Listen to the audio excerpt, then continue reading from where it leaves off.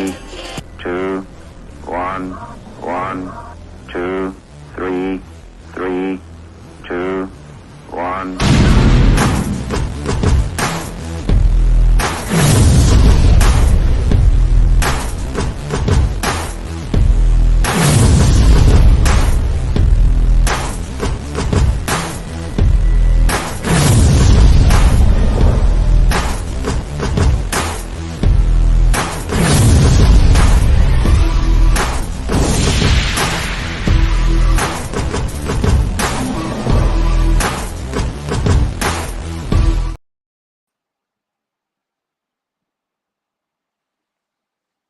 We are back for week 2 of the 3P podcast, y'all.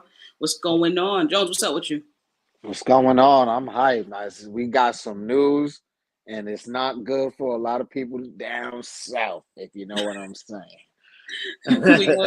we gonna get into that in a couple minutes. I think I know what you're talking about, but we gonna see what's up.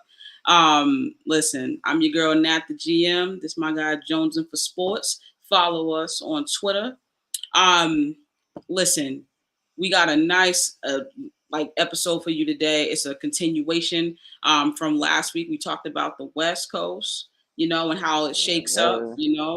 I think we came to a nice clear consensus. The Lakers were going to be nice. Have some good additions. It's a matter of health. Phoenix, we got to see if they can stay healthy, and if they have enough, or if they're too top heavy, Clippers are still going to be in the thick of it. Looks like both when you talk about Paul George and Kawhi, who looked very good, honestly, in the playoffs. They looked healthy, right? Sure did. You got to beat them. And if Russ goes back there, when it comes to, in Clipper land, he makes them better, So, we're going to get into it, though. We're going to get into the East Coast, though. A lot of stuff coming up with the East, but we got a special guest, backstage, about to bring him in. My man Gifted. Yo. What's going on? First off, I'm excited. Dame talks seem to be accelerating, and we're approximately, I think, 34 days until the season starts. Mm-hmm. I'm super hyped. I've been having nothing but basketball conversations for like 4 to 5 days straight now. 2-hour-long podcast. Just recorded one just now as well. So I'm motivated to talk nothing but hoops with you, Nat. I'm hyped. Listen, I'm happy that you're here. You know how we feel about the East. It's gonna get a little interesting with the East, because I like that. A lot of conflicting feelings when it comes to certain teams, but I got you. And we got E coming right back. We're going to bring him up too. What's going on, E? What up? What's up? All right. Listen, not much. We recapped a little bit of the West Coast. Now we're going to talk about the East Coast. And we're going to talk about a little news first, because what we are all hearing, and I know you guys got the reports too, but all talks with Miami and Damian Lillard have stopped. And the Blazers have ended trade talks on guard Damian Lillard, and they plan to bring him back to training camp for the start of the season. The Blazers had periodic offseason conversations, with the Heat, Lillard's desired destination, but no traction on a deal materialized. So that is per Adrian. How you say his name? Woj. We just gonna say Woj. I try to say the man's last name. We're gonna say Woj. How do y'all feel about that? Gifted. How do you feel? Like the talks are stopped? See, this is why I love the NBA, because that's cap. That's not true. And I say that's not true because what happens a lot in the NBA is people have to remember it's a business. So what they're actively trying to do is say the talks are done to incentivize Miami to throw more into the package. The talks are never done while a training camp is yet to be had. Ideally for the Trailblazers, they want to move on from this Dame situation and still get good assets back in return. So anything that they can do to accelerate this process, they're going to do, because his market is very, very limited. So me personally, I don't believe it for a second. In fact, today I got more updates that other teams are considering Dame options, and apparently their talks have still gone. So I don't believe any of those reports. In my opinion, those are smokescreen reports. Conversations are definitely still being had, in my opinion. That, and I would agree with you. When it comes to the Portland Trailblazers, we have to be honest. You're not going to keep Damian Lillard on your team. You got to get some value for him. This is over. You got Scoot. You still got what's my man's name? What's the guard? Are you talking about Shaedon Sharpe? Shaedon Sharpe, but the other one, Simmons. Simmons, yeah. Yes. Anthony, yeah. Anthony. So you still got those three guards. You are in great hands, Portland. You are in phenomenal hands. You do not actually need Damian Lillard. You're not going to compete with him. You're not going to compete. You've missed the playoffs. There's no point in keeping that man on this team. So you actually need to get to basically kind of get rid of him and get what you can get for him. Now, I think that it would be in Dame's best interest to look at other teams and be like, okay, what other team would I be successful on? Because I feel like if he would have chosen a different team, he probably would have been gone already. He would have been there. There's a lot of other teams with better trade packages. Miami, it's not enticing at all. It's not enticing. And I don't blame Portland really for just like, wait a minute, we're cool with trading you, but why do we have to get kind of the shitty end of the stick, in order to do it, and so it's a business too, So, E, what do you think about the Miami situation? And then I agree with you. Like, it's kind of like you want to go consent, of course, but we need some. E, you going out a little bit, man. I think it's your internet. Yeah, you're going out a little bit. I'm gonna go back to you. I'm gonna go to Jones. Jones, what do you feel about the whole Miami situation? The Damian Lillard thing. What are you thinking? So one, it doesn't shock me too much that that Portland is pumping the brakes on it, because from the beginning they didn't seem like they were that interested in trading with Miami. Like they already put holds on a lot of things that they were throwing out there. So it's not a shock to me.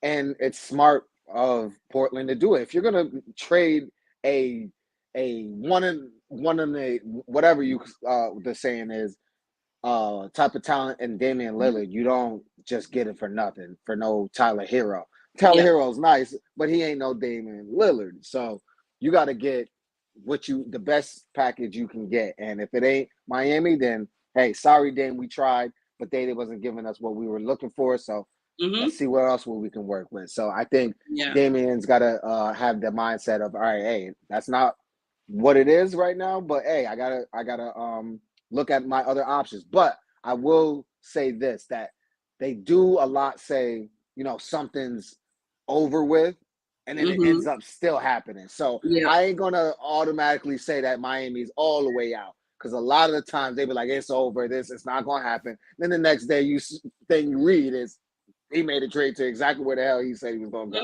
So I wouldn't be surprised if it still worked out. I'm not gonna lie to you, Nat. Like, I really want to rip this franchise. Only like I've been saying for years, you're not gonna win with Dame. It's not gonna happen. Now, I understand keeping Dame from their perspective, because they're trying to like sell those fans on this dream, which is cool and all. But now you're in a position where, because you didn't trade Dame for higher value back before he was making supermax money, you're now hamstrung with like a 35, 34-year-old guard or whatever, who is clearly on the back end of his career. So now you're going to have to trade him for a limited market where a new CBA just hit, where the teams are not going to have as much cap space to try to trade for Dame. And he's an older guard on the wrong side. Like, they kind of put themselves in this own situation by not moving on from him earlier, in my opinion. 100%. That is actually why I do not feel for Portland at all, because you've known for maybe a good 4 to 5 years that this probably wasn't gonna work for you. It's been a minute, honestly. No one wants to go to Portland, and you knew that. No one's going to go to Portland. Nobody big wanted to go to Portland to team up with Dame. It's been said, stars will go anywhere if they believe in that franchise to win. And Portland's not on that list, So with that being said, now they're in the predicament where he's 33, 34 years old. And, now they're trying to just get him off the books now and start rebuilding. Tyler Hero, it doesn't make sense, I think, when Portland's looking at it because they're like, man, we got 3 guards already. We're guard heavy. Exactly. So I don't need no Tyler Hero, over here. What else can you give me? And when you look at the roster, they don't have anything, And then you got to look at draft picks. You got to give up probably every draft pick for the next 20 years. If this is going to go down, which is honestly what I see. I think that if this gets done, it's going to be a matter of maybe Tyler Hero goes somewhere else. And maybe, I don't know, there's $1 billion draft picks that go over to Portland and you send Dame there. I don't know how they can make that work, but that's just kind of how I see it going. But I think that Miami, if that does happen, do they shoot themselves in the foot giving up multiple? Now I'm talking about heavy duty, double Rudy Gobert draft picks. Whew. I think this is a very tough spot because, again, the place where Dame wants to be, as we all know, is Miami. He said it multiple times. He's posted it on his Instagram page multiple times. Miami is his ideal place to go. But the problem with that is, again, Miami's value back to Portland isn't quite where they want it to be, sure. But if you're Portland, what other choice do you have right now except to wait until better packages show themselves? Ideally, he's making like $61 million pretty soon. That's the type of money that we're talking about. So a team that takes Dame on is not going to be some team that's not trying to win. If you're getting Dame, you have to be trying to win. No young team is trying to basically say, let's build with Dame and try, because that's the same thing Portland's doing right now. If Dame's going to be traded, it's going to have to be to a contender that one is trying to win, that two needs a guard to bend defenses in the half court, and three fits Dame's timeline. And there's only a couple of teams in the league that I think we can say that about. I think the Bucks are a struggling team. I know that Giannis is there, yay, but everyone on that roster is getting older, so Dame fits that timeline there. I love the Bucks pick because that was my choice actually. It's my guy right there, Gifted. I'm thinking about the Bucks because which brings us, we're gonna segue into that. Last year, we had Milwaukee, first seed. So we're gonna go in order here: Milwaukee, Boston, Philly, Cleveland, New York, Brooklyn, Atlanta, Miami. Those were the eight teams that made it to the playoffs last year. What do we think of the first 3 teams? Bucks, Boston, and 76ers. I think we got you back now, right? What do you think about those 3 teams, and how do you rank them going into the new season? Ranking wise, number 1 is painful as it is for me to say. I gotta say it's you guys, Boston. 2, I'm gonna go Milwaukee, just because we don't know the chemistry and stuff that out in Philly. The Harden doesn't want to be there. Mm-hmm. So it's like, and at what point is that going to take a toll on Embiid? Again, playing with another guy who's basically going to be checked out mentally. Okay, I can understand that. Jones, what do you think? I agree with E. I'm gonna go in that same order. I'm going with Boston. They made the right moves this offseason.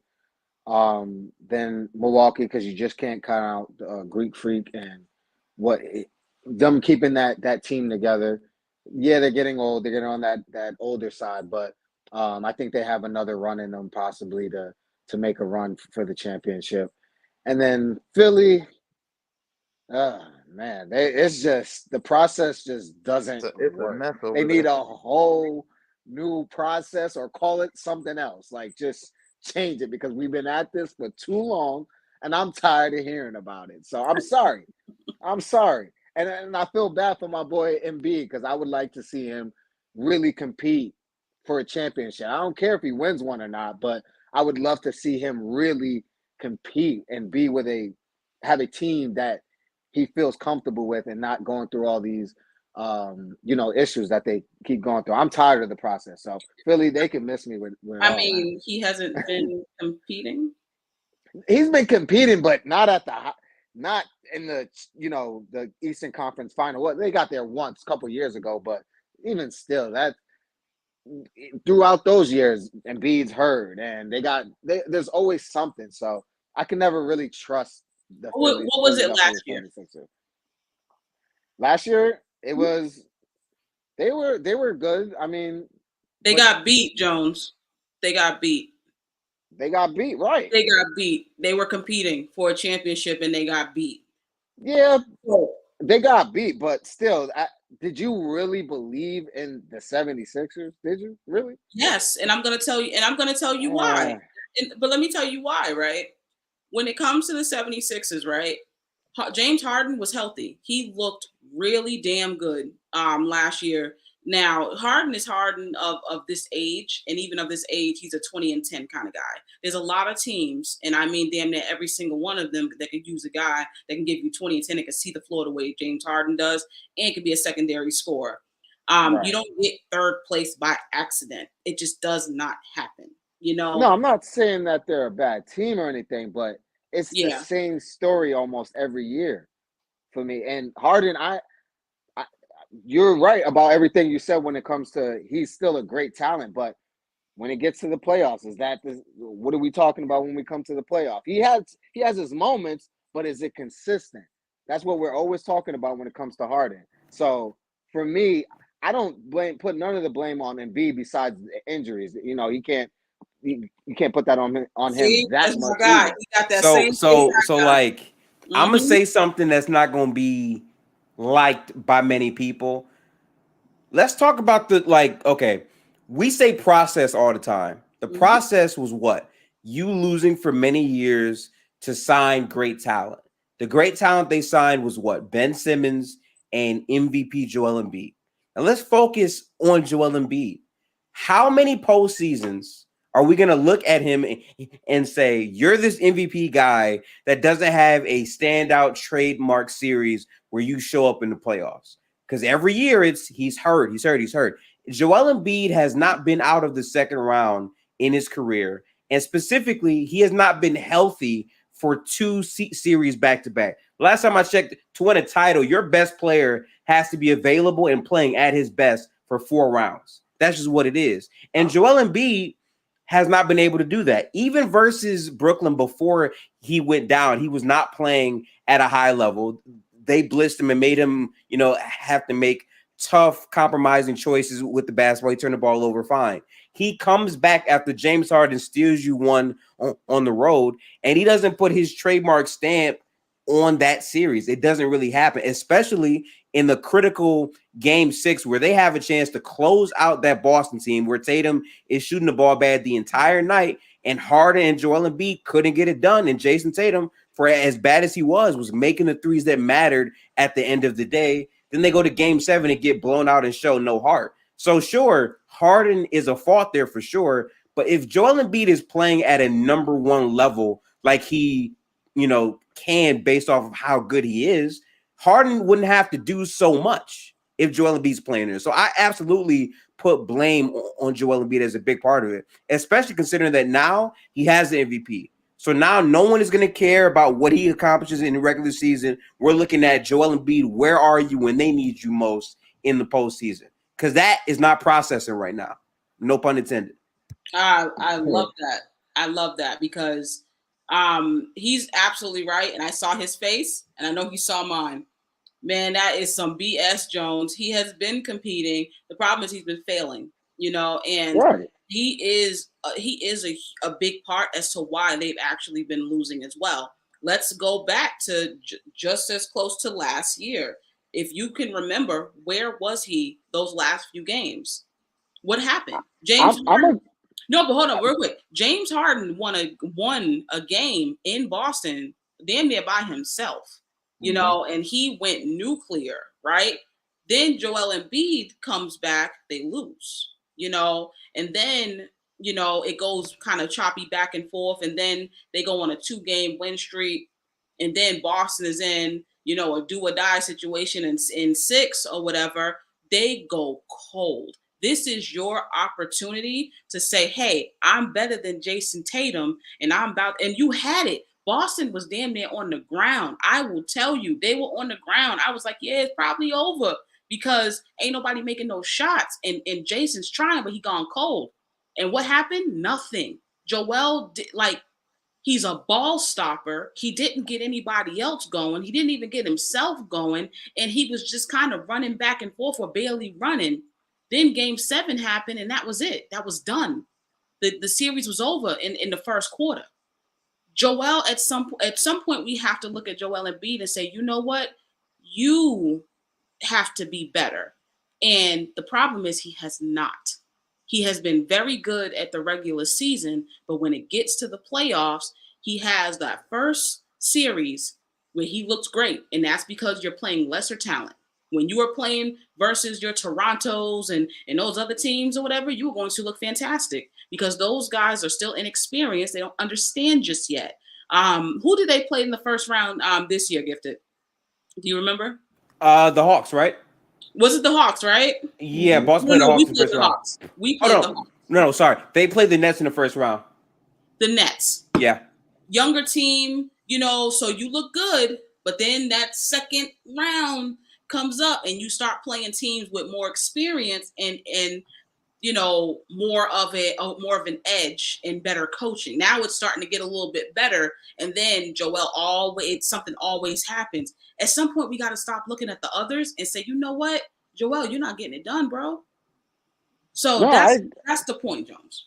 No, I agree with you. I never said that Joel wasn't the reason. I was saying that that sometimes I feel like those other guys don't get enough blame as well. Like, I agree with you that Joel deserves blame because he doesn't play up to par when it comes to playoff time as well. But when I talk about the process, I'm talking about the organization. When they're saying they're doing all these things that they're supposed to do to build around Embiid, and it doesn't work. That's really what I was getting at. Not much as far as Embiid not do. Embiid definitely deserves his blame for sure because you're the centerpiece of this whole thing. So you gotta be at your best. You can't expect everyone else to be at your best if you're not at your best. Sure. So I definitely agree with you there for sure. No, for sure. Gifted. What do you think about the East this coming season? Oh man, so honestly, I love the East. Obviously, I love the West more because there's just so much narrative and so many teams that have to answer something. But the East is actually very intriguing. And I say this because the Heat and the Celtics are the true rivalry of the East. They actually have been that for quite some time now in terms of trading off for finals after finals after finals. Obviously, Boston just extended Supermax $300 million Jaylen Brown. That is, obviously Nat's favorite player. She loves Jaylen Brown so much. She's so happy that he got paid. Player. You know what I'm saying? We love seeing that, right? So they have to prove that they can win.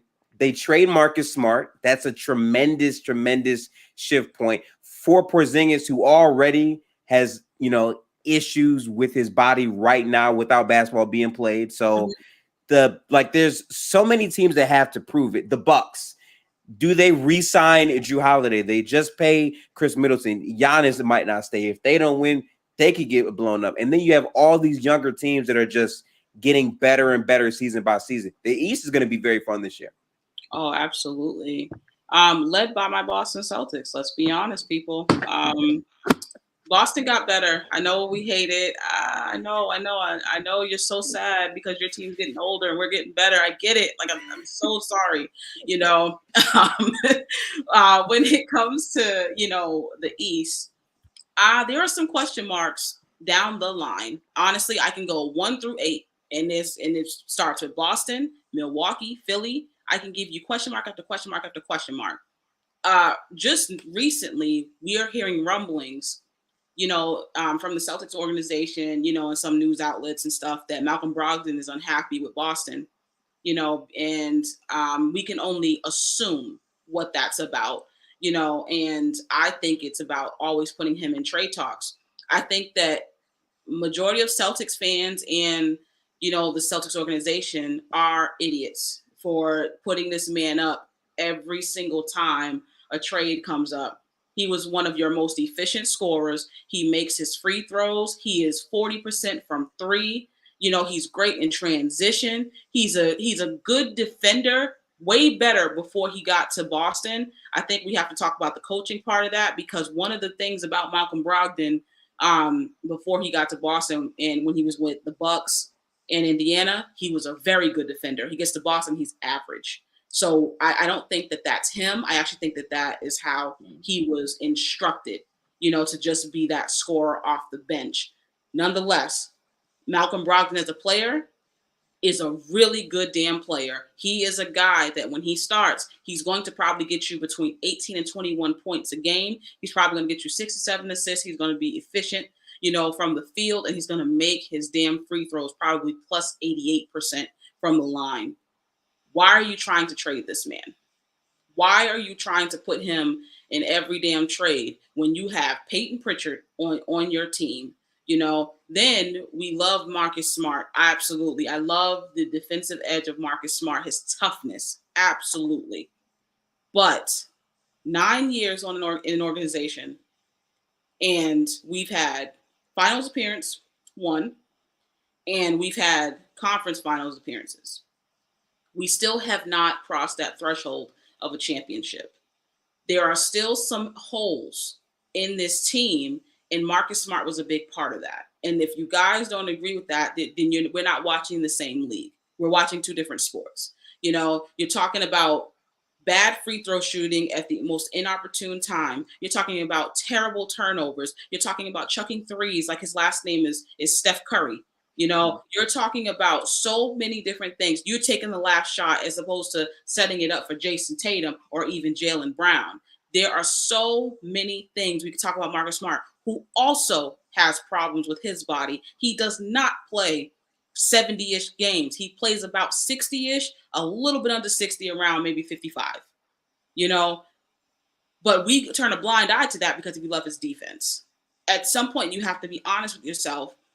He too had many holes, glaring, and we needed to make a change. So Boston said, okay, we're running Al Horford in the ground, man's pushing 40. Maybe that shit's not working anymore, and we need to go a little younger. Robert Williams is not a scoring big man, but he's a fantastic defensive big man, and he knows how to set a pick. He's very in the positive offensively and defensively when you're not leaning on him to score. So what do we do to make sure that we keep him playing at his level and at his game, and we preserve Al Horford? We actually go get a real big man that we can lean on to do these things. So in walks Kristaps Porzingis. And Kristaps, who I think was 23-9 last year in Washington, he had a great season. It was a great season. And he looked good. He looked healthy. And one thing he said over the summer, he's like, I think I'm growing into my body and getting healthier, growing into my body. Big men, they tend to have injuries, and he's still about 27 years old. So if he's growing into his body and he's getting to the point where he understands what he can and cannot do, then that's good because he's still a young man. He's still a young guy. So I love the trade. I was a huge fan. I actually wanted Marcus Smart to be traded, and I wanted to keep Malcolm Brogdon. Malcolm Brogdon is the better guard, whether you like it or not, whether you have your heart.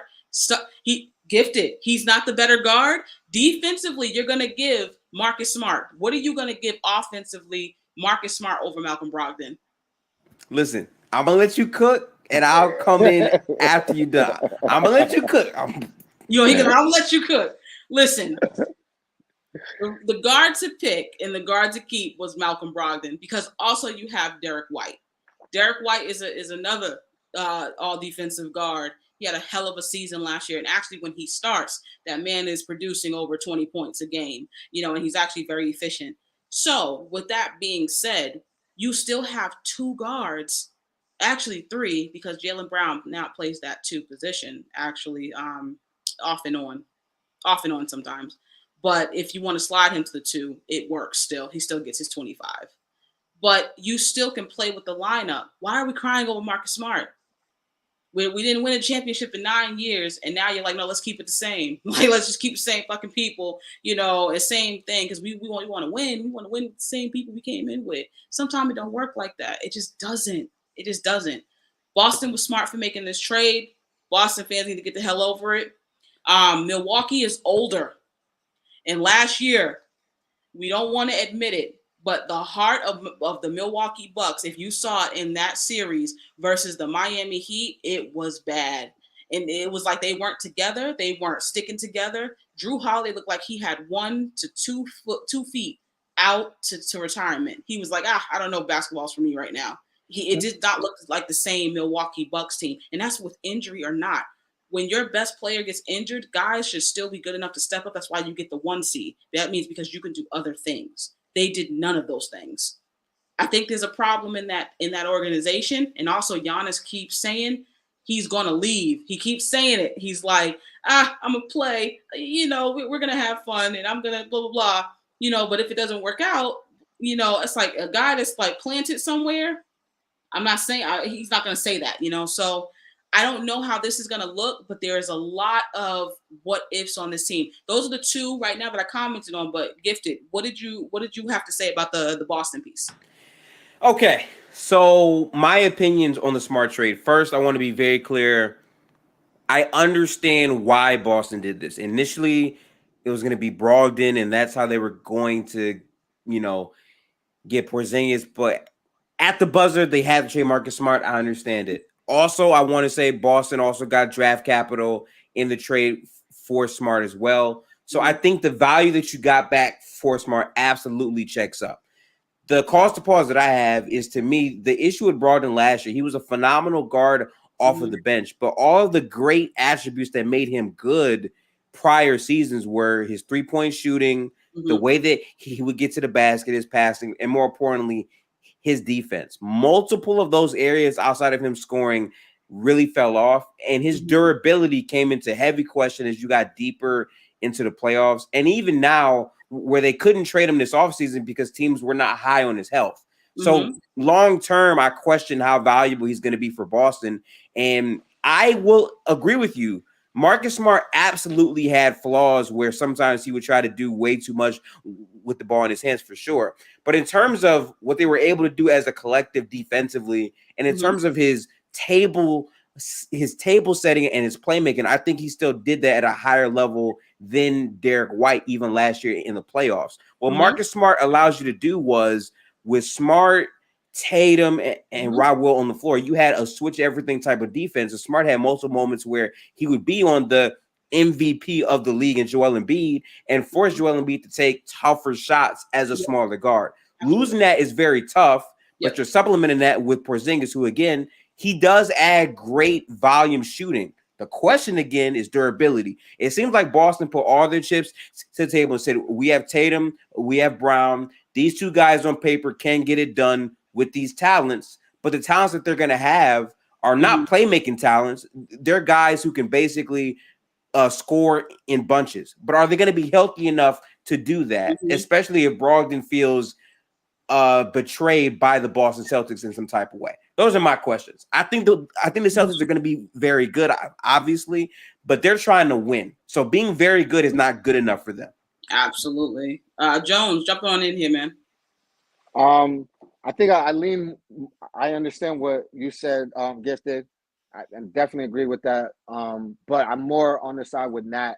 I think it was a good trade I think it was just they needed something new. Like she said, it's been going on for way too long. They needed something new. They had to. Obviously, you get rid of, the great defense with Smart, but you're also getting rid of some of the bad things with that.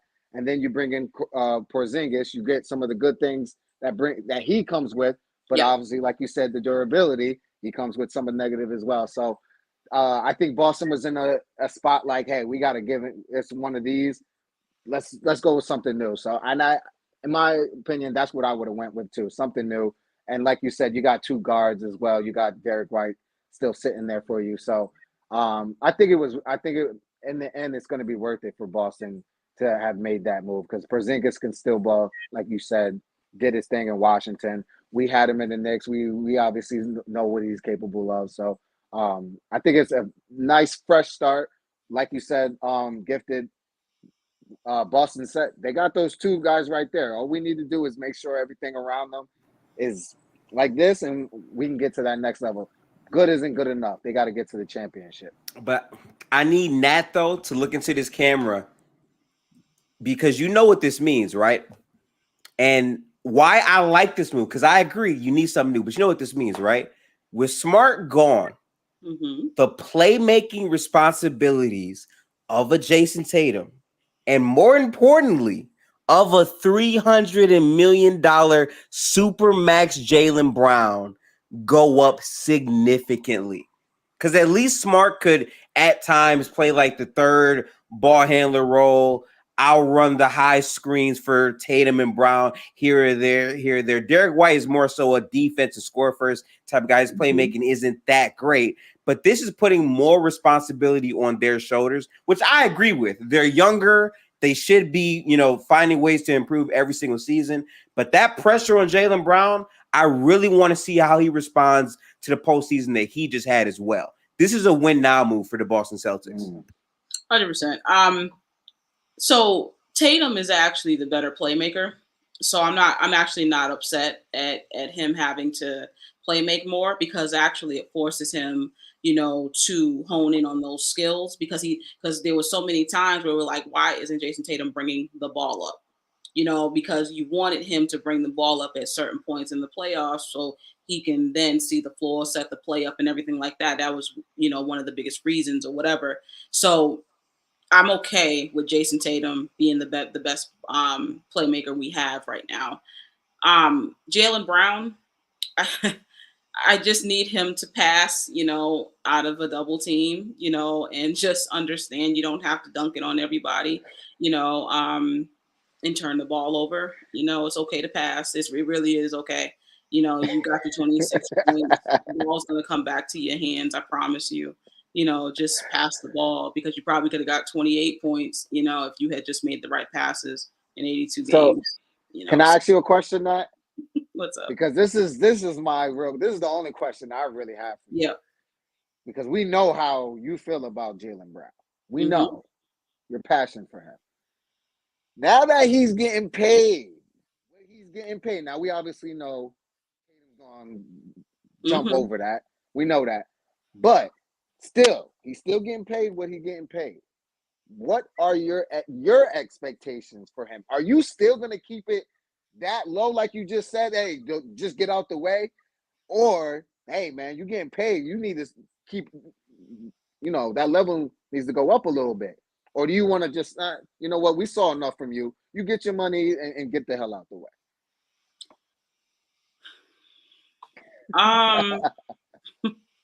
I got you on that one. Nice. Got you.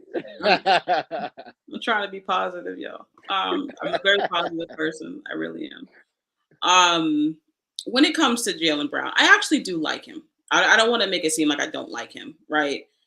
I just know, I always say I know who you are. I know what you can do, so I think sometimes people have added too much to that. And I'm like, wait a minute. He's got some serious, errors and some serious flaws in his game that I've seen since he's been in the league. I've seen him get better too, but not at all the areas that I think would have really sent him over the line, just over, Right. When it comes to Jaylen Brown, his handle is an issue because it's the decision making with that.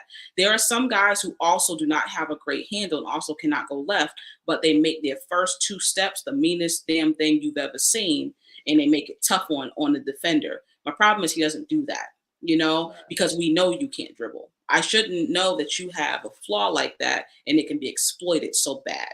And that's one of my biggest issues. If you're going to be right hand dominant, right side dominant, then make it mean as hell. Like, damn, I can't do nothing with him on this side. He's going to continuously go on this side, you know? Um, I'm just looking for him in his better decision making. I think Jaylen Brown being a better decision maker will help this team tremendously, because if you're on a fast break, and I know we can all attest to this, on a fast break, and it's a 1-on-2 situation, and you got Jason Tatum on your left, and you're running down. Why aren't you passing that ball out to Jason Tatum?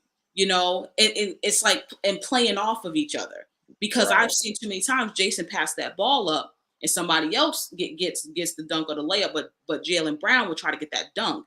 And it's like, and sometimes it's a turnover. Majority of the time it's actually a turnover. And I don't understand it. So it's that mentality that I'm looking for. So I'm looking for a guy that can make better decisions. If we have that, you'll see a better player in Jaylen Brown, because he's not going to be Jamal Crawford with the ball, y'all. It's just what it is. He's not going to be Allen Iverson with the ball. He's not going to be Steph Curry with the ball. I know that. But I just want him to make better decisions and know, oh, this is my limit. Let me pass this, you know, or let me cut better. Let me be a better cutter, you know, because I've seen too many guys where they know they got some deficiencies and they're like, oh, but I can outcut you. You can't chase me, you know. So, and I've seen that before, you know. So that's what I'm looking for. I just know who he is. So there's little things that he can do that will actually make him a better player and therefore make Boston a better team. I think for me, Nat, the biggest little thing I want him to do, because I love what you're doing. What you're doing is you're isolating the value he adds and what he could realistically add to the game, because you're right. He's not like, he doesn't go from what he did basically, you know, that whole run to I'm LaMelo Ball with the ball handle. That's not going to be him. What he needs to do that I believe is super attainable is get back to the defender he was. Because there's no reason why Max Strus and there's no reason why a Duncan Robinson is cooking you off the ball on several back cuts. And even Caleb Martin on the ball is also going at you. That happens. Yeah. Yes. If Jaylen Brown can get back to his two-way with Tatum, the identity of that team is now two dominant two-way wings on both sides of the ball are going at it. Because Tatum's defense was still good in the playoffs. Jaylen Brown looked lost and was not the same guy. Now, maybe getting paid $300 million is all he needs to get back to that level. But that is something that's super realistic for him, in my opinion. No, listen. I love that. Listen, the money is the money. I can go around the league and say some badass contracts, you know, in the league. I don't necessarily think it's terrible. I just, Jesus Christ, having two guys on a team that make like $600 million, it's kind of crazy at this stage of the league. It's just kind of insane to say, you know, you're halfway to a Billy, and it's like, whoo, okay. But when it comes to this Boston Celtics team, though, although I understand what Marcus Smart, you know, did bring to the team and everything, and I hope that they can really salvage the relationship with Malcolm Brogdon and go sit down with him and take him out to dinner, take him to Cancun, take him where you need to take him, and say, brother, we appreciate you. This man did come to your team. He's a starter in the league. He came off the bench and he was the sixth man instantly. You know, I don't think it was actually close. I thought it was obvious as hell that it was Malcolm Brogdon or whatever, because it wasn't spurts of consistency. It was the whole damn year of consistency. You know, he didn't have a burst. Oh my God, 20 points per game because this person's out. It was no matter who was there. And if the team was healthy, that man was still giving you 16 points. So he was quite clearly the sixth man of the year to me. But you need to salvage that relationship. But we also got to talk about the coaching staff. You know, that's actually what I'm excited about, you know, to have Sam Cassell on this damn team that is going to be on the sidelines, that's been through this, you know, has been on this team, has been a player on this team before, you know, when you talk about that championship run, you know, in 2008 or whatever. I'm excited about that because he's been a guy that's technically a head coach. Sam Cassell is a head coach in this league, still being an assistant coach. you know, and I'm excited to have his knowledge on this team because you can already tell what he's doing. I looked at a lot of video, a lot of tape from how he was doing James Harden and Joel Embiid, and I was like, damn, he was really getting into those guys. That's what Boston needs. He needs people to get into them, and now you got some names behind it. That's actually what I'm really excited about, regardless of the Porzingis signing. But before I have one more question for you, yeah, go Matt. ahead. Yep. Regarding that, do you think he'll bring that defensive mind? Because we know the head coach is all offense. Do you think Sam Cassell will bring that back a little bit? Because you're still going to need that. We know that's how y'all got that. That's what helped y'all get to the finals in the first place. Y'all locked up KD, and it was like, oh shit, Celtics is here. They just locked KD up. Like that's when I knew it was over. I was like, oh no, Boston's going. They just shut down this 7-foot beast. Oh no, it's a problem. And then they just flipped it last year, and now they go on straight offense. So, what do you think about that? How you think that's going to play out? I think he's going to help, like I said, tremendously. I think he's going to help on both ends of the court, though, because him being, you know, one of the better guards of the last 20-something years, like especially when he was playing and he was on like the Minnesota team and everything like that, like he's going to be able to help those guards, help Malcolm, help Derek White. You know, even if Pritchard is, you know, still on this team, obviously he's going to get minutes. He's going to help Pritchard too. You know, he can help all those guys. He can help. Because I got the guys. Jalen defensive guys. Yeah, he can help all of them. You know, honestly, it's not just limited. You know, and so defensively, I think he's really going to get into him. And I think training camp, I think they're really going to see, like, hold on, man, like, let me show you how to do this. You know, because if it's anything how 08 was, he going to put them boys in the shape. He going to whip them in the shape because 08 they wasn't playing. They was like on wall to wall crazy in that training camp and all through the year. They was holding each other accountable. If Boston hold each other accountable, if somebody say, Jalen, what the fuck are you doing? Why are you going on 2 and you got the turnover? If somebody starts doing that shit, Tatum, hey, your feet are nice, your kicks are nice, the ball don't go on your feet. And stop making it go out of bounds. If something like that can happen and you hold people accountable, man, this is going to be a hell of a season for the Boston Celtics. Yeah. Barring health as well. Sure. 2 teams I do want to talk to you guys about when it comes to the East, because I think that they're very interesting coming up for the season, and that is the New York Knicks and that is the Cleveland Cavaliers. Now, who do you think is going to be of the higher seed and why? Go ahead, Gifted.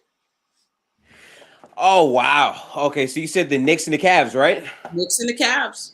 Okay, so that's an interesting one because last year the Cavs, I think, had the best net rating in the NBA. They played a phenomenal regular season. I do think they're going to still be a regular season wins machine. You're going to see Evan Mobley continue to evolve his game as well. But I think the Knicks, in terms of having more of the bodies in the playoffs, they showed you that. I mean, a lot of people came in thinking the Cavs just clearly have the better players, but the Knicks, in terms of like a 9 to 10 man rotation, have a more complete roster than the Cavs. And they also just got Dante to come off their bench now too, which is another great IQ player to fit into exactly how they want to play. It's a bit tougher for me because I'm not moved by Julius Randle, but Jalen Brunson and everyone else around Randle is going to get a lot of regular season wins. I kind of want to lean Knicks in terms of their depth compared to Cleveland. So for now, I think I'll go Knicks, honestly. You go Knicks? All right. Jones? I'm going to have to, I'm going to have to go with my Knicks as well. But no, for the same reasons he said, I think just all around we have the better depth going from, from 6 to 10 and adding Dante is huge. One of my best things is role players that know their role and play their role well. And he's one of those guys. When you talk about coming from a Warriors championship team, and we know that culture over there, they don't play no bullshit when it comes to that. You gotta play your role and you gotta play it well. and that's what helps win them championships. And so he's coming from that culture. I think he's gonna fit well into with the Knicks. But like he said, I think it still will be close. I think the Cavs will still take another level, the next step. Obviously adding Mitchell. I think they're still trying to figure that out. They what got traded halfway through the season, or was it beginning of the season? I don't remember. They traded for Donovan in the offseason. Off season, okay. I couldn't remember if it was a full season or not. Yep. Okay, so all right. So he's got a year under his belt. That's even better for him. So it'll be close, but I'm gonna give the edge to the Knicks. Also, I can't even say defense because Cavs play defense too. They got those guys too. So I can't even say defensively. So it's gonna be close, but I'm gonna give the edge to the Knicks. So I'm gonna give the edge to the Knicks too. But I think when it comes to the Knicks, I think they're more cohesive than the Cavs are. I don't think Donovan and what's my man's name? The point guard over there in Cleveland. You talking about Darius Garland? Garland. There you go. Yeah, I don't think that they mix, and I don't think they mix very well for the first season together. I think Donovan, arriving took Garland out of his game and out of his element. And I think that showed up clearly in the playoffs because on paper you would say, "Oh, Cleveland should get this series." That's not what happened though. The Knicks got it, and it just didn't work out. I like the Knicks. I like the pieces. I'm a Josh Hart fan. Yes. I follow Josh Hart everywhere because he is a utility guy, and he is one of those dudes that whatever team he ends up on, he makes them better, because he can do so many things. He's a good defender. He's a good locker room guy. He's a great personality. 9 rebounds a game as a bench player, and you're a guard is just the definition of this gritty, go-to hustle type of guy. Yeah. He is great. I follow him everywhere he goes. Everywhere he goes, I watch that team. He does great things. Him being there is huge for the New York Knicks. Them finding a way to salvage the whole thing with Julius Randle, making sure that the team, it fits him as well, because you can't do the things you do without Julius. I understand he has flaws in his game, but to get a guard that makes, I think, 20-something million, to get a forward, a big man that makes like 20-something million a year, he's on the cheaper end of a contract, right? And he can get you 20 and 10. Yeah. You figure it the hell out. You figure it out. Because if you look around the league, these guys are asking for 35, 40, around, 45, super max, 50. This man's at like 20-something mil. Figure it the hell out in New York. Show him some love. Because he is a huge part of what you do. I like New York this year because that Brunson, he shut y'all up. He shut y'all up. Y'all was talking about him. I didn't know. I played Donovan Mitchell in the playoffs. Y'all was talking about him last year, and I was like, well, did anybody watch him in Dallas? Because all you do was just have him be the ball dominant guard in New York, and you think that's going to change? Great signing for New York with Brunson. They got a really good team. We didn't even talk about RJ. RJ is still getting better. And that bench is looking good too. I'm gonna always say it until this man is no longer the head coach. My only problem is Tom Thibodeau. There you go. That was the one thing I was gonna. I knew he was gonna say that. Yeah. I gotta add Tom. Tom, he the only one that we gotta go. He the only one. He the only one you got to make a trade. If you could trade Tom Thibodeau, get somebody else in there. And I was really hoping y'all got a younger coach in there, young gritty coach in there, or just a guy, a veteran coach, but just with a better philosophy for the players you have. I've been like, oof, the Knicks, man. I don't know, man. They could find themselves in top 3. I don't know. The only thing I like Thibodeau for is defense. He does preach defense, and that's one of my biggest things on any team is defense. So that's the only thing I give him credit for is he brought defense to New York because we was not playing no damn defense before he came. That's why he should be a defensive coach. Then that's it. Go figure what he was in Boston. So Real quick, y'all, before we start transitioning out and everything like that. This is a great conversation. Gifted, I love having you, man. Always great to have Definitely. you. What team, if you see any, falls out of the playoffs this coming season? Oh, real quick, this is the Eastern Conference, right?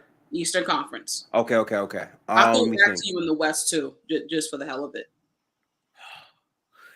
I'm not gonna lie, it's tough, man. For me, the three teams I'm thinking about right now off the rip is between Atlanta, Mm-hmm. Chicago, and one of either the Orlando Magic or the Indiana Pacers. One of those teams is not gonna make it. And I'm kind of thinking the Bulls are out. I know they made it last year. I know that Zach wasn't all the way healthy, but I think that team has kind of run its course. Having no Lonzo Ball for another season, just a tough task when they were the top 10 defense with Lonzo. He's not going to be there for yet another season. Their defense somehow was good last year. I don't see that sustaining itself with the lack of defensive guys that they have. Can Patrick Williams take that leap this year? I'm just not really sure of. And I kind of feel like the other teams in the East just have more continuity and more pieces that fit better to me than the Bulls. The Bulls don't really have that many positive spacers either, and their offense was woefully mid. So I kind of lean Chicago being the team that might not make the playoffs this year. Okay, so Chicago, give me a team, and it's like go out on the limb and say they're on the verge of not making it.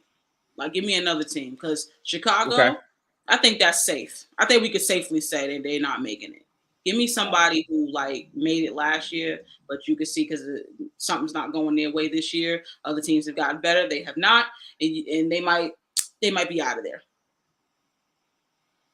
A team that's on the verge of not making it. Okay, well, I guess for that team, I'm leaning between. Honestly, I can't say Raptors because I think they're just going to be bad. I'm going to say the Hawks, and I say the Hawks because this is a team that has a wild overall pendulum. Either they're going to be really good or they're not going to make the playoffs. And I kind of say this because you finally trade John Collins after 3 years of not knowing what to do with his contract. You have a new head coach who could instill more principles to, get those guys to buy in, or you have another year of Trae Young not being portable enough alongside Murray. His defense is also not great at all. And it's just another mid-year with the mid-roster that, this year, every other team found ways to retool and get better. The way that they get better has to be internally with their development. And that's the question. So I think the Hawks are that team that's right on the brink. It's either they're going to be like a top 6, maybe 7 team, or they won't make the playoffs. I think that there's no in between for that team this year. I agree with that. Go ahead, Jones. That's who I was going to go with. I was going to go with Atlanta because, like you said, they're like this pendulum swinging. They're either going to be at the top 6, top 5 teams, or they're going to be at the bottom. And I think based off of what we saw last year, I thought they were going to be at the top 5 team last year. But that's not what we got. So I think it's just going to be a continuous slide downward, and they need to figure that out. So I'm going with Atlanta. I like it. I think Atlanta as well. But I'm going to get spicy. I want to see Brooklyn for a full year with the team that they have. Last year, they had half a season that still had Kevin Durant. And Kevin Durant is the reason for a good chunk of them damn wins that had half of the season before they got to that trade deadline. I want to see no Kevin Durant. All those guys are gone now. And I want to see what they can do for a full season and how they put it together without that. I believe in them. Start, I'll say, So I'm gonna go spicy. I'm gonna say I want to see Brooklyn because I can see Brooklyn falling the hell out. I can see that too. I can see that. I believe in Brooklyn, but I can see it though. That was a good one. I believe in Brooklyn's defense, but my Mhm. goodness, that offense just sucks. There's no other Yep. way to say it. That offense is terrible. And I'm not gonna lie to you, Spencer Dinwiddie got to be easily one of the most annoying point guards to see try to generate 100%. offense. He was bad in the playoffs, and it 100. just looked like they didn't know what they were doing offensively at many stretches. Now, a whole offseason to like get things organized is going to be good for them, but you question just how good that roster is going to be able to sustain Mhm. itself with no boost from KD or Kyrie for an entire 82 games. So we got to see it for sure. 100%. We're gonna throw it to the West real quick. We got a little bit of time. I want to go over a little bit. Dallas didn't make it last year. They were the 11th seed. All right, we got to remember that. Dallas still got some names, got a couple names on that roster, and they added some guys. They got my guy Grant over there, who is going to be 10 times better than whatever the hell Dwight Powell was giving you. I'll be honest with you, Grant Williams is a very good yeah. player. Got some shit that he does very well. Absolutely. Grant Williams is huge. And then you got Kyrie, you got Luka, right? Mavericks will be back. They'll be back out there. But if we're saying, I don't know. We don't know. But if we're saying they're going to be back, let's say we're going to say that they're taking somebody out. They're removing someone from the playoffs. For sure. Who is that? Do you have the I sure do. I got. Of course I do. So we got Denver, who's one. So I'm going order: Denver, Memphis, Sacramento, Phoenix, the Clippers, Golden State, the Lakers, Minnesota. Those were your 8 teams in the playoffs. Okay. I'm gonna go with Minnesota. I mean that's the easy answer, but I'll give you a spicy one.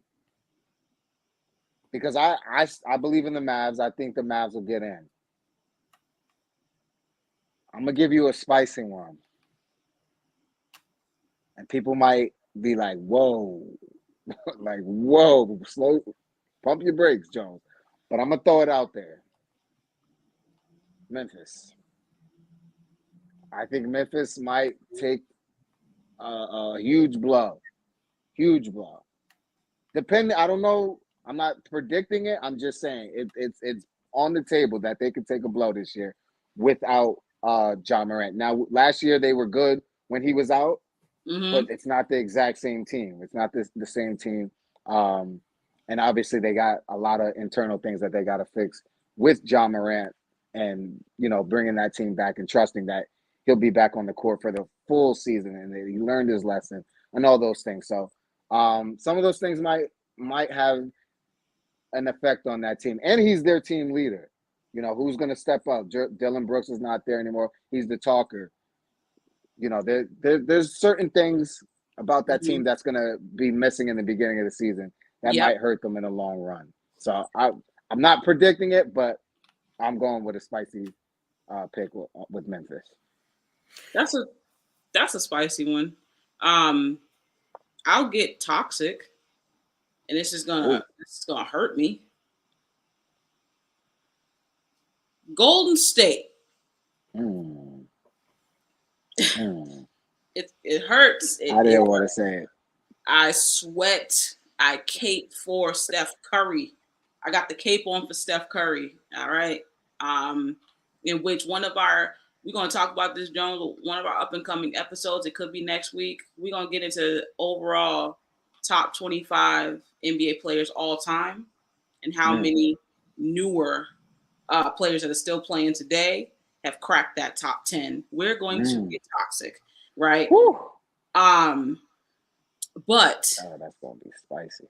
I don't like where Golden State is right now for some reason because they were 6th seed last year. They were tied with the Clippers. Okay, but there was 44 wins, and I'm like, damn, 44 wins. And I say 3 or 4 less wins, they were out of the playoffs. And 3 or 4, that's less than 5 games.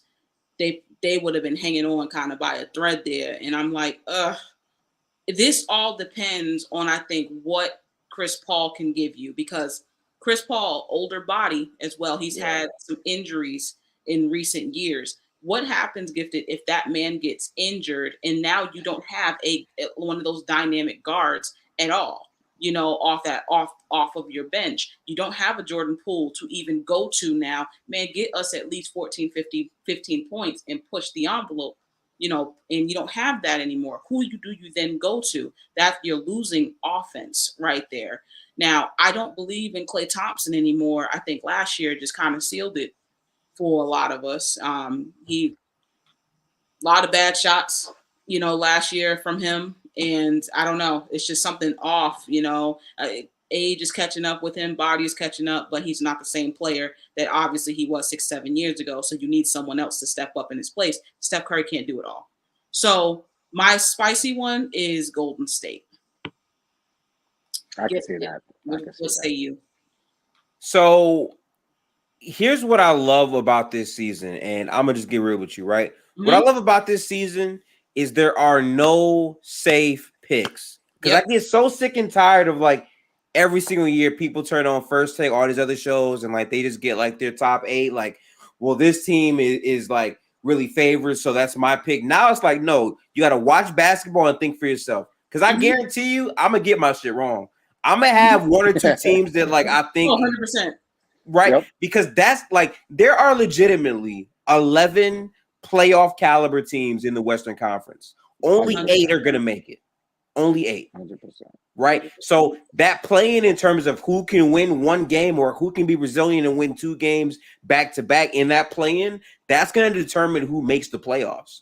And for Golden State, I don't have any issue with anyone who thinks they're not going to make the playoffs, because on paper, this is a team that traded a younger player in Jordan Poole who stepped up a lot when Steph was not playing basketball, and he played all the games. Not some, not 60, not 70. He played all 82 games, no excuses, regardless of how up and down his play was. He was there on a night-to-night basis. With Chris Paul, this is the older guy who clearly probably has maybe 2 years left in the league, and then he's older, so every year he gets hurt, doesn't play often as many games, and then if he goes down, where are you getting the guard protection? So from that vantage point of Golden State, I get it. What I would say is the way I view it is, while Chris Paul cannot reach the explosive highs that Poole has, Chris Paul has a way higher floor in terms of what you're going to get from Chris Paul on a night-to-night basis and how he'll elevate the bench unit. Because Golden State plays wild and plays super free, but Chris Paul has more cautiousness and overall ball handling stability to force less turnovers. So bringing that balance to the bench when Steph and Draymond are not in the game, I think Chris Paul will excel in that. And this is a team that, to start their season, had such a poor perimeter defense. They did not have guards who could stop ball penetration. They trade for Gary Payton back, and their defense gets better. So I'm thinking, okay, you have Andrew Wiggins back now. You have Gary Payton, you have Moody, and you have Jonathan Kuminga. All these guys are like bigger types of guards who can play wing and play hybrid and play defense. I think that has always been the identity of what Golden State does as a defensive team. And I think defensively, based off their continuity and who they traded for, they did get better defensively. The question is durability. So if you say Golden State going to get crazy and be like, Nat, how could you? That's what the West is, bro. There's 11 playoff caliber teams. 2 good teams are not going to make it. That's just what it is. Two good teams are not going to make it. And I'm also waiting for that 1 year coming that Houston is going to jump a couple more seeds and a couple more. I'm watching Houston every year, because what they are doing is they're not losing anybody, but people are getting better. Jalen Green is looking. You know what I want to see? I want to see a healthy Pelicans team with a healthy Zion. I want to see that. That is the biggest pendulum swing in the NBA right there. Man. If they can find 65 games for Zion, with the other 17 being rest in minor things going on, but he's ready for the playoffs, you're gonna find this team a top 6 seed, and now you're really start to have to talk about the hanging fruit at the end of the playoffs. who the hell is not going to make it, because New Orleans wasn't there last year. Dallas wasn't there last year. You're really going to start have to look at this team. Oh, excuse me, this conference. Is Sacramento going to be in it? Again, or did they just have a Cinderella kind of story last year? Is Memphis is too much different, too much change gone on that team? Are they going to fall? Is Golden State, are they getting too old? And does Chris Paul get injured, or does it just not work? Is there just a locker room issue, and maybe he doesn't like his role there? We don't know, but there's so many ifs. Minnesota, I think, is obvious that we can push them out kind of easy, because I don't think that they've added anything this year. What's wrong? What's wrong? Really? Yeah, I think that they're kind of easy to just kind of push out and say they probably won't make it if these other teams make a push, Dallas or New Orleans. I'm not gonna lie, I 100% disagree. And really? Yeah. So I'm actually higher on them than a lot of people are. Mm-hmm. And my reasoning is, last year I thought they would be really good. Cat got hurt. He missed a ton of games. That team showed nothing but fight for the entire season. Nas Reed was a phenomenal 3-and-D big man for them as well. And you saw Anthony Edwards, they took the ball out of D'Lo's hands, so he got more reps as a creator. But then specifically, the leap of Jaden McDaniels is one of the best defenders in the NBA. Shot 40% from three on like five or four threes a game, which is really solid. You now have another season of continuity, because again, I think the answer to what this season is going to be is the teams that get better, it's going to come from continuity and understanding exactly what they want to do. Year two of having Rudy Gobert in their system with those younger types of wing players, with Ant and Jaden McDaniels buying in on defense, and with Mike Conley, a guy who's just a calm it down vet who makes solid, rational choices both on/off the ball, and he can space, with Cat lighting up FIBA and also matching up super well versus LA in that playing game where they did not have a Jaden McDaniels and they had things going on with Gobert, Kyle Anderson. They have a squad of deep players. And I think that the kinks that they couldn't iron out last season, they now have a whole offseason to address with nothing but younger players who will translate in the regular season. What they'll do in the playoffs, I don't know. But in terms of being a regular season machine, on paper, they play defense. They have guys that can go and get buckets, and they're deep, and they can play multiple 5s and 4s and 3s, and they have young talent. When you have all of those things, normally you're a team that I can pencil in to make the playoffs, and I think I would absolutely have them as a playoff team for me. All right. So there's my pushback. I'm here. Continuity, right?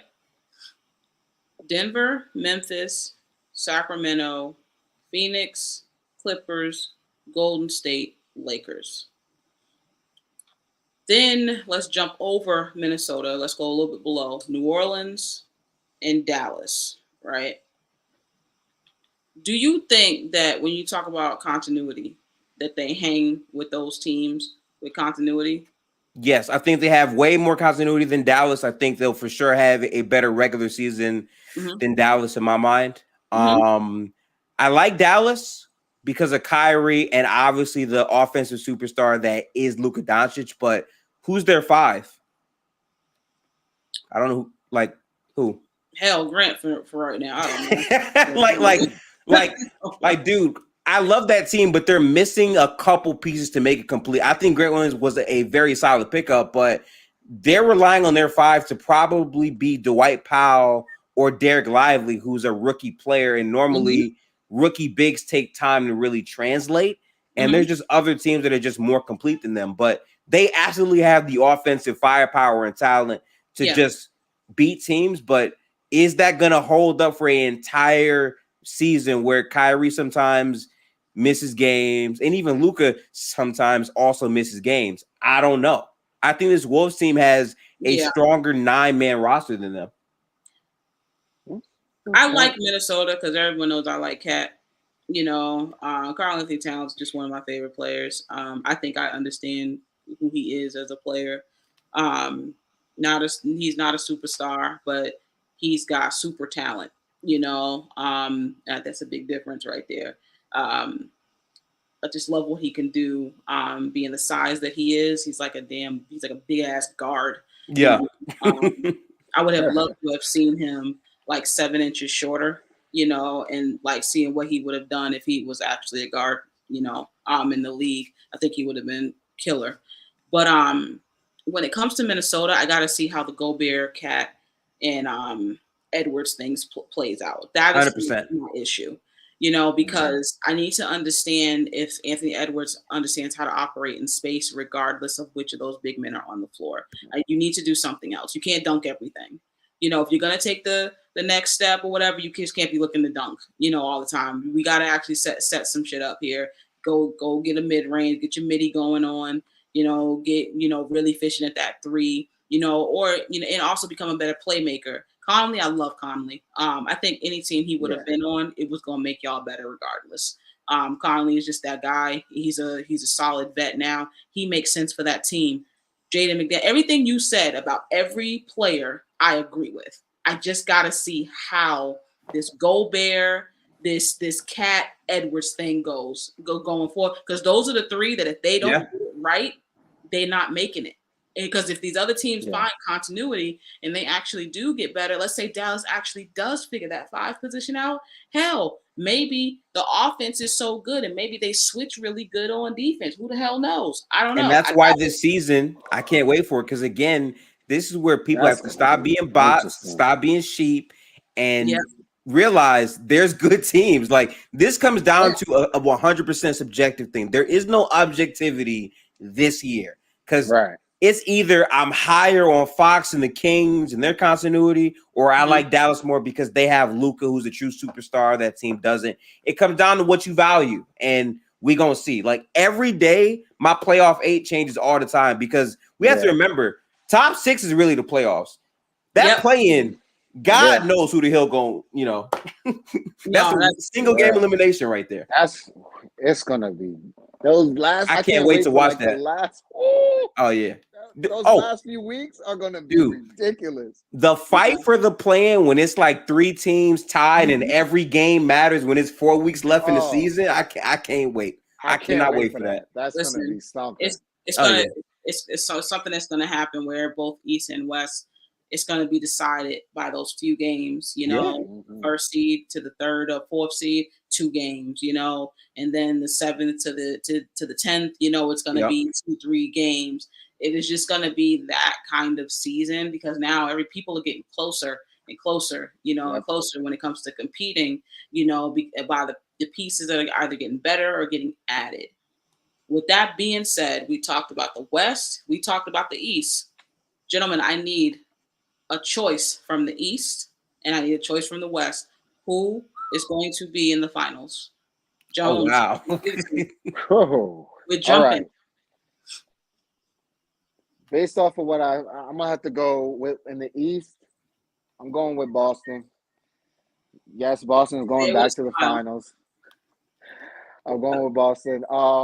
In the West, god damn. Shit. The West is tough. Because easily you could say, Denver, you know, they did what they did, but they're not gonna do that again. It ain't gonna be that easy again. It's not gonna they're not gonna make it look that easy. It was easy? I want to say easy, but to me, they were the favorite. That shit was easy for them. They were the favorite throughout. They who's in front of you. True, but they to me they were the favorite throughout. So I knew they were gonna win that. Damn. You know what? All right, let me give y'all an answer. I'm going with the Denver Nuggets. I don't know who to fuck go with. I don't know who to go with. Because it's going to be easy? Boston versus Denver? I got to go with Denver and Boston. For now. I don't know. That West is tough. Gifted. Woo. All right, I'm not going to lie to you. The East is a crapshoot, man. It's really only 3 teams. I don't trust anybody but the Heat, the Bucks, or the Celtics to ultimately represent the Eastern Conference. And to be honest, I'm going with the Heat. I think the Dame trade is going to happen. I just see him there. And if that happens, even if they give up pieces, I think the core of Butler, Bam, Spoelstra, and Dame just understands how to play basketball together at a high level. And again, this Heat team was playing many defensive liabilities in their lineups just to win games in the playoffs. And they somehow found a way to do so without having a great half-court initiator. And I think Dame fits perfectly into what they want to do. He's not a good defender. I agree. He can be fluid sometimes, but guess what? Neither was Max Strus. Neither was Gabe Vincent. Gabe Vincent tried, but he still, teams still went at him. So to me, sure, you might lose out a little on defense, but the way Spoelstra is a creative genius in terms of, that Heat zone to hide these flaws from these players. And now you have a guy where Butler can sit on the bench and Dame can handle his own staggers and create his own offense for a team that isn't just Dame or die. I think that team is a real threat to come out of the entire conference, especially considering the fact that Boston traded away another perimeter guy that they can throw onto either Dame or Butler.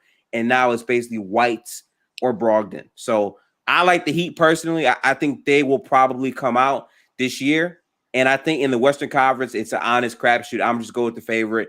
I think Denver still has the most complete roster in either the East or the West. I understand that there is no more Bruce Brown on that team for sure, but this is a team that just understands how to play basketball together, and they arguably have the best two-man game combination in Jamal Murray and Jokic, which is a matchup nightmare for every team involved, and they're just bigger and taller than pretty much every other team. So for me, I'm leaning a Denver versus Miami Heat rematch in the finals.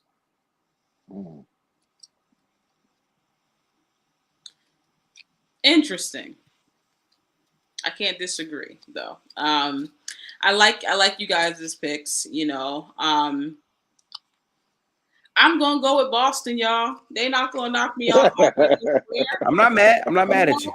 And it's because, regardless, with the additions that Boston has made, again, we can talk about the players, right? And sometimes addition by subtraction or whatever. But this is barring everybody's healthy. I want every team healthy. Every team. Right. I don't want no major injuries. I get a cold and come back the next day, but I want everybody healthy, East and West. I want Anthony Davis to play a full season. I want him to be great. I want Butler's full season. I want everybody a full season. I do not want any major injuries. I'm putting that into the atmosphere because I love when these guys, first of all, these guys deserve to compete at a high level and healthy, so this is making sure everybody is healthy. I'm going to take Boston because I think that another year of a young wing duo, still young, still getting better with a better coaching staff around them of guys that can finally, help them and develop. I'm still going to take my squad. I like what they have. I think the pieces also make complete sense. You got two guys that can go for 30 at any given night. Tatum just averaged 30. The other one just averaged 26, 27 points. That's a lot of damn points, amongst two people. Defensively, they are still really good. They're going to be better than last year. I think last year, a guy having to step in and Joe Mazzulla offensively, and I think offensively, he's always been that kind of coach. Now you get guys that can pick up the slack defensively. They're going to be better. Boston is going to be better. I see them, as long as everybody's healthy, I see Boston getting back to the finals. This team, to me, is the only team that makes sense because that is what they are built to do. And them two wings, man, I'm going to roll with my team. I'm a logical person. And if Milwaukee were to find some way and scoop in and get Dame, we having a different conversation. Now we talk about something different. But until that happens, I see Milwaukee defeated, and they're getting a little worse. And age is going to get the best of them. And Giannis, I feel, has a foot out the door. Miami, I think they're losing a lot of pieces. And I'll say that you still have to learn how to play together. if Dame gets there. You still have to understand where people's spots are. You still have to understand where your place and where your spots are on a new team. So I'm going to say they need a year. Even if he makes it to that team, and if he waits to the deadline, I'm more sure about my pick. If they trade him, because that few months I don't think is enough for them to get continuity on that team. On the West, I'm gonna go opposite. I'm gonna say the Clippers, because I don't think it's that easy. I think something's gonna happen. I think that the top teams are gonna kill each other, and I think the Clippers are gonna be left like, well, hell, who we playing? Sacramento? Okay. And I think, how we get Kawhi out there? Huh? We gonna drag Kawhi out there? What you mean? Kawhi, he can't make it the whole damn way. I said everybody healthy, Jones. Okay, you're right. You did say that. You did. You say that. You did. I'm not gonna lie. We hope so, but we know damn well somebody getting hurt, man. We know damn well. I'm sorry to say that. We know for a fact somebody getting hurt. I don't know who though. On this damn podcast right now is crazy. I'm saying everybody's healthy. I'm saying there's gonna be 65 games played. With Paul George, there's gonna be 62. With Kawhi, and some of that is rest. They take one plays on some nights and the other one sits, and they go back and forth like that, and then they have 60 plus games playing together. That's what I'm gonna say. I'm gonna say the Clippers, because I feel like how top heavy everything is in with Phoenix, and the Lakers are looking good. Somebody is going to kill each other, getting somewhere, and I think they're gonna beat each other down so damn much. I think a team like the Clippers just gonna wind up having their opportunity to just kind of scoop on in there and kind of maybe get to the final, which is why I'm gonna say Boston versus the Clippers, and Boston wins in 5 games. that's my pick, Boston and the Clippers. I just want to say my picks are subject to change. That's how I feel today. Me too. This is a crazy year for the NBA. Should know that. Everybody should know that your picks are allowed to change, because you should grow along with the damn league. Nobody stays the same. Okay, you should be able to see if somebody gets traded, if somebody gets hurt. Your picks should be subject to change. So that's how we're doing it here. We are logical basketball fans. It is what it is. Gifted, where can the people find you, man? Promote yourself. Yes. So you guys can find me at Gifted Hoops on pretty much every platform: YouTube, Instagram, TikTok. All those places are Gifted Hoops. But YouTube specifically, we just hit 1.3 thousand subscribers within a span of like 2 months. I appreciate all the efforts. I can now monetize my videos on that platform. And for the entire offseason, ever since the playoffs, I've been dropping consistent podcast videos. Right now, I'm breaking down all 30 teams in the NBA. I just recorded the Indiana Pacers episode yesterday, so I'm staying consistent with that up until the season. I'm also going to be doing much more in-season basketball content as well, with obvious channel uploads, but also more focused podcast topics, and also some more Twitter spaces. I'm gonna get back to hosting my Twitter spaces during the week as well. So make sure to tap into everything on Gifted Hoops. And my podcast is also called Gifted Hoops. I try to keep things very easy. Spotify, Apple Podcasts, and YouTube. Come rock with your boy. I appreciate the opportunity, Nat. He's a superstar, y'all. I'm telling you, follow him now. All right, Jones, where can the people find you, man? You can find me on all social media platforms, just the way you see it, Joneson for Sports. And just look out for all sports content. I'm talking basketball, I'm talking football, I'm talking college football, I'm talking all sports. If you want to talk about it, come holla at your boy, and we gonna get into it. Let's go. Next week, we probably gonna get into the top 25 players all time and get into why Steph Curry is top 10. And I'm gonna be toxic and tell you why Kevin Durant's top 10. Woo. So when you want to find me, all right, at Nat the GM, as it's spelled right there. Listen, this is the 3P podcast, people. See y'all next week. Peace.